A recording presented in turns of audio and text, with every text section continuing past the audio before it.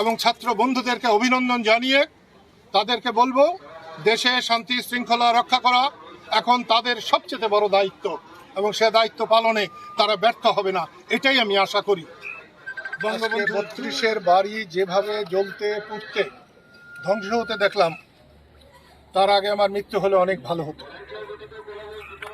নিশ্চয়ই আওয়ামী লীগ অন্যায় কাজ করেছে অনেক, শেখ মুজিব কিছু করে নাই।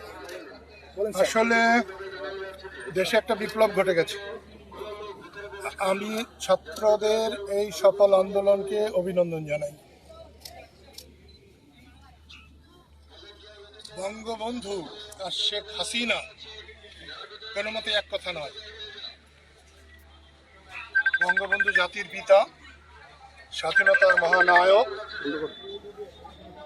আজকে ৩২-এর বাড়ি যেভাবে জ্বলতে পুড়তে ধ্বংস হতে দেখলাম, তার আগে আমার মৃত্যু হলে অনেক ভালো হতো। নিশ্চয়ই আওয়ামী লীগ অন্যায় কাজ করেছে অনেক, শেখ মুজিব কিছু করে নাই। সে বাঙালি জাতিকে সম্মানিত করেছে। আজকের এই ধ্বংস ভবিষ্যৎ ইতিহাসে বাঙালি জাতির জন্য একটা কলঙ্কের হয়ে থাকবে। আমি সফল ছাত্র নেতৃবৃন্দকে বলবো, দেশকে ধ্বংসের হাত থেকে রক্ষা করুন, সংখ্যালঘুদের জীবন রক্ষা করুন। আওয়ামী লীগ করলেই কোনো দোষের নয়, কোনো আওয়ামী লীগের গায়ে হাত দেবেন না। দেশে শান্তি স্থাপন করুন, আপনারা জয় তিলক কপালে পড়ুন। আমি চাই এখন থেকে দেশে একটা শান্তি আসুক।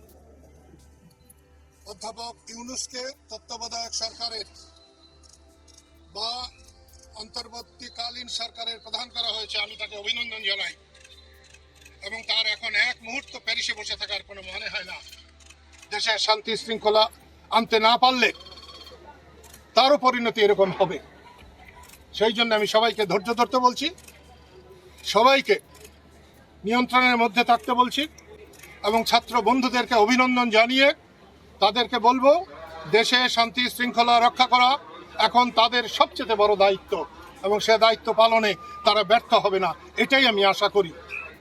বঙ্গবন্ধু যুগ যুগ জীবিত থাকবেন, তার সম্মান যুগ যুগ থাকবে।